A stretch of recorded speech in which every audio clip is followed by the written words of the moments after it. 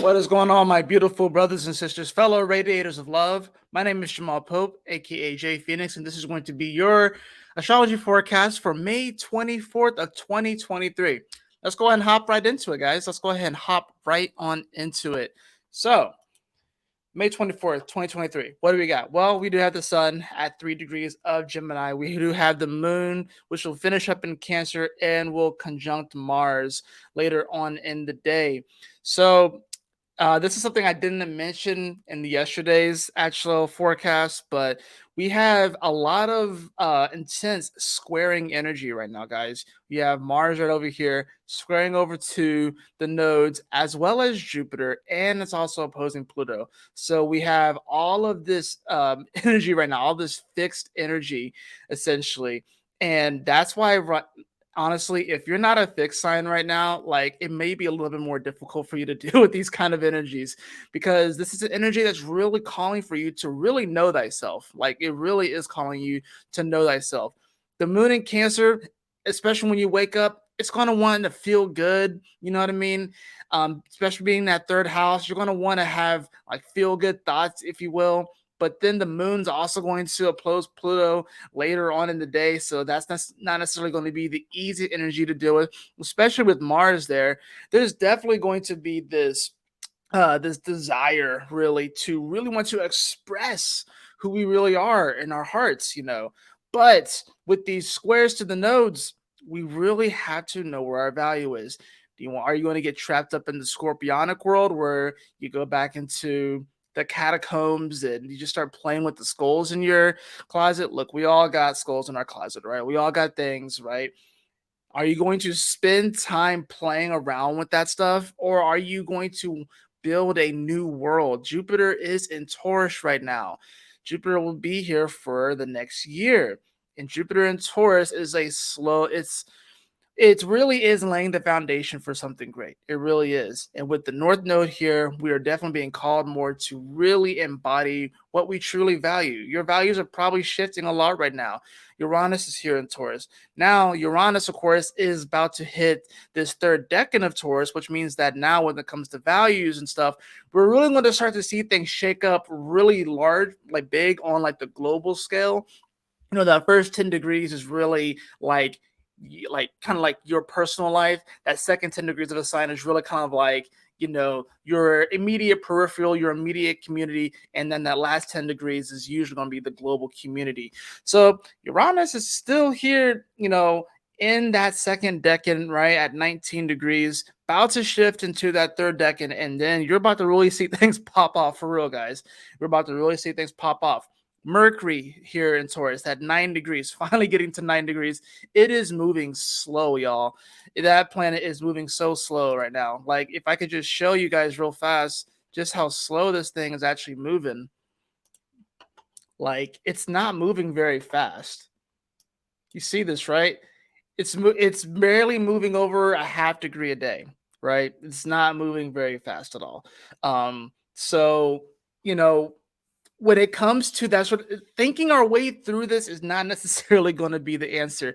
We can overthink things right now. We can overthink how we need to approach situations, certain projects, certain uh, ways of being, if you will. We can really overthink things right now. It is still in shadow. We got to remember that. So, yeah, the Mercury retrograde is done, but it's still in shadow. So, we're still in this sort of review period. Anytime that a planet goes retrograde and goes back into that shadow period, it's like we're going through a review period, if you will, right? But like I said, we are dealing with all of this squaring energy with Mars, which is leading the charge, and it is in Leo. It's finally in Leo. It's finally in a place where it feel like it has the fire and the will to really move things forward. But but we still have all this squaring energy. We still have the opposition of Pluto that Mars is still dealing with, which is in Aquarius. This is going to be dealing with, man, are you really going to trust yourself, or are you going to be paying attention to the collective?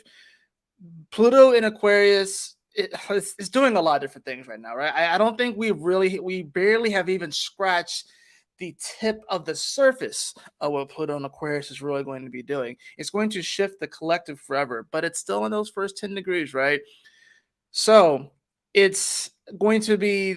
I'm getting this channeling right now. See, we're all we are all a universe unto ourselves, right? We are all a universe unto ourselves, and that which we see in the external world is a reflection of our inner world. And you're probably thinking, well, Jay Phoenix, that's crazy. There's so many crazy things in this world that I personally don't identify with. You got to remember, Mars does in many ways deal with identity, and it's in Leo, which deals with the heart. It's like there's so many things I don't identify with. Why would that be a reflection of something that's in my own heart? We are all a cosmos onto ourselves. I really do believe that. So deep within all of us, there are these issues that we may see out in the world and we may not necessarily embody or express ourselves because maybe we have progressed past it, but it still is there. And we are all in this together. And I think that's the other thing with Pluto and Aquarius, too. The one thing that Pluto and Aquarius is definitely going to do is that it's going to bring home the whole truth that we are all in this together, and that no matter how much you want to detach from people, because you got to remember Aquarius is about detachments, and Pluto is going to transform and destroy attachments, detachments. It's going to destroy all that. So many of us want to detach from the external world. So many of us want to detach from all of these different things that are seemingly outside of ourselves, when really these are just reflections of our own inner world. Which is why it's super important, beloved, that we all get on the same page as far as values. When Uranus and Taurus is sort of realignment of larger collectives and larger groups of people getting on the same page as far as values go. If you can get a bunch of people on the same page as far as values go, then what's going to happen is that you're going to create and grow and foster a more congruent society, right? But what are you seeing right now? You're seeing a bunch of discord in the world. You're seeing all these competing factions, and it's just going to get more and more. It's just going to get more and more. So this is a time where I think it's good to be aware of those certain things, right? But I think it's also good to be aware of, in our own inner world, what are some competing ideologies, what are some competing values within ourselves that may be holding us back from really building the life that we really want to see. We're all works in progress, right? We're all works in progress, and it's not, these changes aren't going to happen overnight. It's not going to happen overnight. Another thing that I really want to bring your attention to is the fact that the sun is in Gemini, and the sun's going to be in Gemini for another, like 17, 18 days before any other planets come into Gemini. So for the first, 3 weeks of this Gemini transit, we're getting like pure, unadulterated Gemini energy. Like we really are. I mean, yeah, Mercury is dispositing this energy, which is in Taurus, but here, let me go back to my other screen real fast. Oh no, not that. Let me go back to that other screen, to the main one. Boom. So yeah, Mercury is still depositing this energy, but Mercury is not going to reach Gemini until the sun's going to be around 20 to 21 degrees, actually. So we can actually, like, if I just move this forward, you'll see what I'm talking about. Boom, boom, one more, bam, bam. You see that? So right here, so June 11th is going to be the time. Wow, I got this actually exact. June 11th is going to be the time when Mercury actually comes into that energy. And you're going to see the sun actually having moved into that third decan of Gemini, which is ruled by Uranus. And what's interesting is that Uranus is also going to be in the third decan of its respective sign of where it's at, and Taurus also at 20 degrees. That's going to be a very emotional day. Just because with the 20 energy plus you have the zero energy as well, it's going to be a pretty emotional day. Not to mention that the moon is going to be in Pisces. The last time that the sun spent this much time in a sign without any other planets was last Gemini season. So think back to a year ago around this time, late, mid-May to like, mid-June or so, and just think about where you were at that time, because that was the last time that we got the pure unadulterated energy of a particular sign where the sun was like really expressing that. This is really important. This is probably a day where we might see some things like shake up on the global scale. With the sun coming here, Mercury's going to be in Gemini. I wouldn't be surprised if there's some sort of like, this kind of is giving me whistleblower kind of energy, or some type of maybe not necessarily whistleblower, but this could be like some information, some knowledge coming out that could actually kind of shock a lot of people, especially with, like I said, Uranus at 20 degrees, the sun at 20 degrees, Venus and Mars will be coming into their conjunction in Leo. Well, getting closer. I know Venus is going to retrograde in Leo. It might retrograde right before it actually gets to Mars, which I think it actually does do that. So by that time, Jupiter would have moved on to 5 degrees of Taurus. So it's actually moving at a decent speed at that point. But yeah, guys, for the next 13 days or so, let's just take this back to, the 24th. So yeah, for the next 17 days, guys, we have access to pure Gemini energy. What does that mean? What should you do with this energy? Well, I guess it depends on what house you have it in. But Gemini energy, this can be a time to, I'm hearing projects, I'm hearing communicating. Obviously, it's the planet of communication, it's the sign of communication. But it's also just like, kind of finding that twin energy in our life, trying to find like areas where we are matching someone else's frequency, or we want our going to where we want our frequency to be. I think that's really what it's coming down to. It took a while for it to come through, but yeah, going to where we want our frequency to be, right? Pluto is an Aquarius. Aquarius is really about vibrations and stuff, as is Uranus and stuff. With Gemini, it's about seeking out our neighbors, seeking out those in our community, and going to where we vibe. And all you have to do is shine. That's the great thing about the sun. All you have to do is shine. And if there's ever a time to really move things forward right now, it's over the next 2.5 weeks or so, because we're going to start to see other planets come retrograde. I mean, Pluto's retrograde, but we're going to start to see other planets come retrograde. So you got about 2.5 weeks to really identify, you know, what it is that your heart is wanting to express. The moon's going to come over that spot. And here's the interesting thing about the moon in Leo, too. The moon in Leo can be a very powerful energy, but it's also quite a shy energy.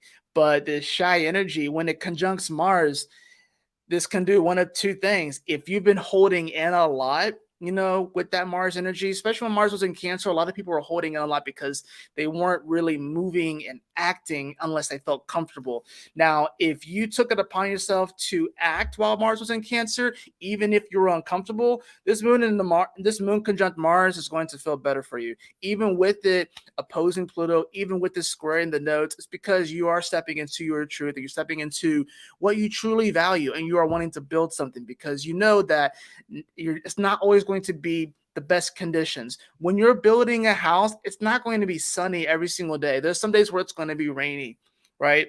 And you may either have to pause with certain projects while building the house, or you just work through it. You just do it.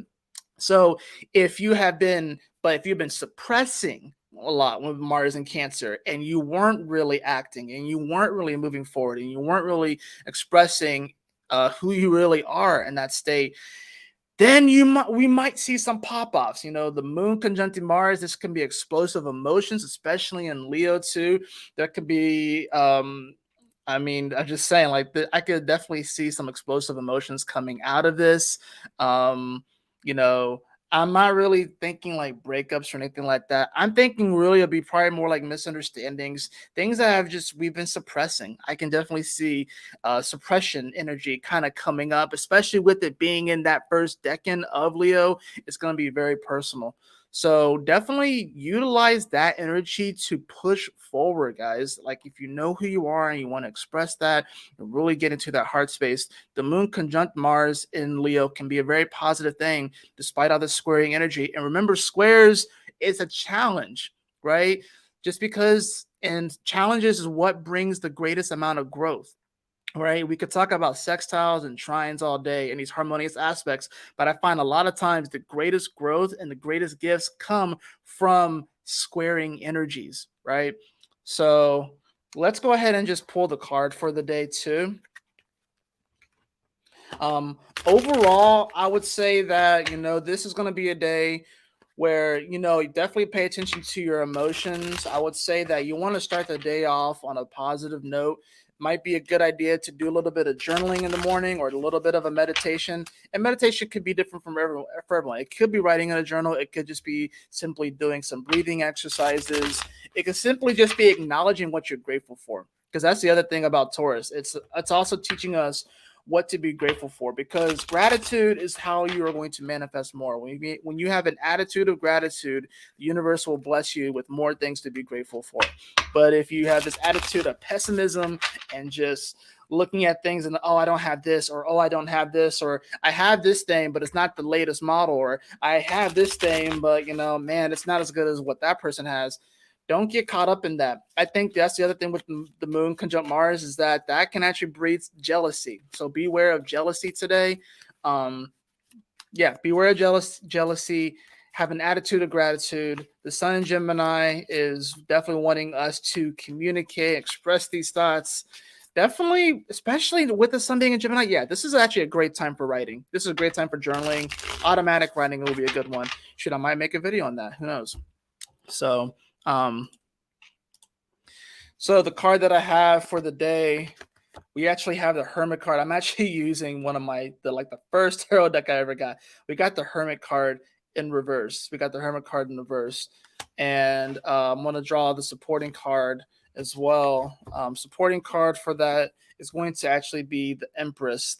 So, said Empress ruling over Venus. Of course, we have the Hermit card here as well. We did, of course, have Venus in Cancer, right? So, what I'm seeing here with these two cards, the Hermit, being that it's reversed, can mean that you don't necessarily have all the information right now. Okay, you don't have all the information right now. You don't have all the wisdom right now. This is not necessarily a time to hide from the world. This is not necessarily a time to go back into your cave and to crunch numbers and do all that sort of stuff. It's not a time to do that. This is a time to connect with people. This is time to connect with people that truly value you. This is time to connect with people that truly bring your vibration up or bring you up, right? This is not a time to just go deep. There's always times to meditate and stuff like that. I think if anything, in the morning will be a good time to have that alone time where you're just chilling with your thoughts. But also, don't just be an absolute recluse today. This is not a day to be an absolute recluse. This is a day to go out and to connect with people and to really communicate and express. Because when we express these values, a lot of you guys, I'm getting the sense that your values have really shifted over the last year or so. Even the last just 30 to 60 days, I feel like a lot of you guys, your values have shifted and you haven't really been sharing them with a lot of people. Today, sharing is caring. When you share these values with other people, you will be surprised at the amount of people that are online with that same vibration. You will be surprised. You really will be. And you'll be like, wow, I should have talked to you earlier. I should have expressed this earlier. I should have reached out to you. But yeah, that's really what I got for this. I think it will be a positive day. I think there will definitely be some challenges throughout the day. I definitely can see, there can definitely be some moments where energy may pop and get pretty intense, especially with that moon coming on top of Mars and joining in with the square with Jupiter, the nodes, and Pluto. That's not going to be the easiest energy to deal with, but you know what I mean? It's like I said, it's going to be a bit of a challenge, but hey, it's going to be. I'm not really hearing boss battle, but what I am hearing is sort of like a critical battle, if you will. You know what I mean? So if it's like a video game and say you're on a particular level, it's not the boss battle, but it's almost like facing the boss as sidekick or something like that. So they're a little bit of a step up. Or here's a good example, Pokemon, right? So think about it. It's not the head of the evil team, but it's their right hand man or their admin or something like that. So they don't just have regular grunt Pokemon. They don't have just regular they don't have Zubats and shit like that. They have some actual decent stuff, and you actually have to work for it a little bit. So if you find yourself having to actually work for it a little bit today, I don't think it will be a strenuous kind of work either. But if you find yourself having to work a little bit today, that's a good thing. That means you're leveling up. So anyways, that's what I got for this video, for this astrological broadcast for May 24th. I hope that you all enjoyed it. As you can see, I'm going through a lot of changes here, new links, new website, all that stuff coming soon. But anyways, I will see you all in the next video. Y'all take care, stay blessed, and I'll see y'all next time. Peace out.